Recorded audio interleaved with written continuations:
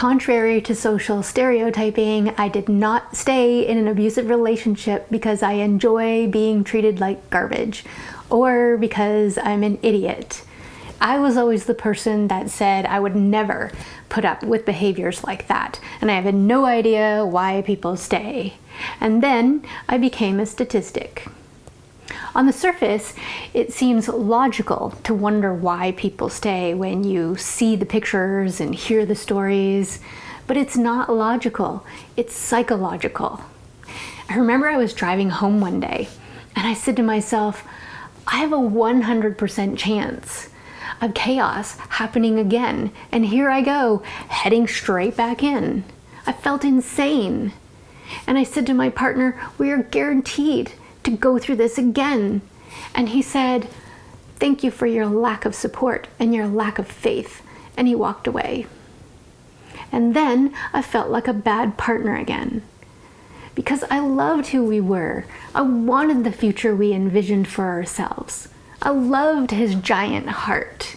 He was fun and intelligent and generous and loving until he wasn't. Hence the cycle.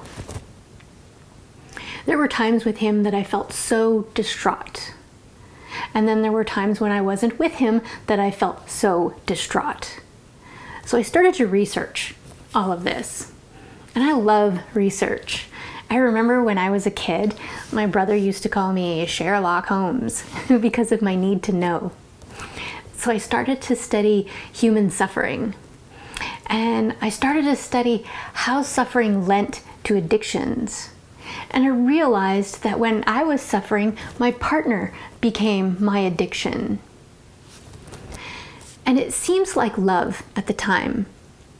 But it's more about addiction than it is love, and that's the thing that people aren't talking about when it comes to domestic violence.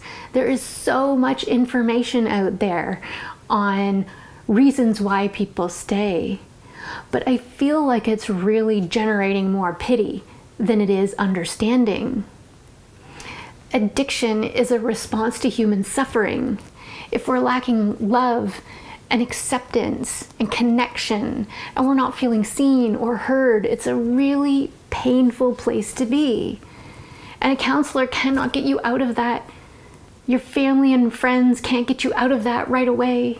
But I'll tell you who can fix that right away is your now remorseful partner. Temporary relief from overwhelming emotions resulting in negative outcomes and suffering, and then continuing to do it anyways and craving it. That's the very definition of addiction. And crying most of the time is not love. Somebody raging at you is not love. Someone calling you names, not love. Spitting, not love.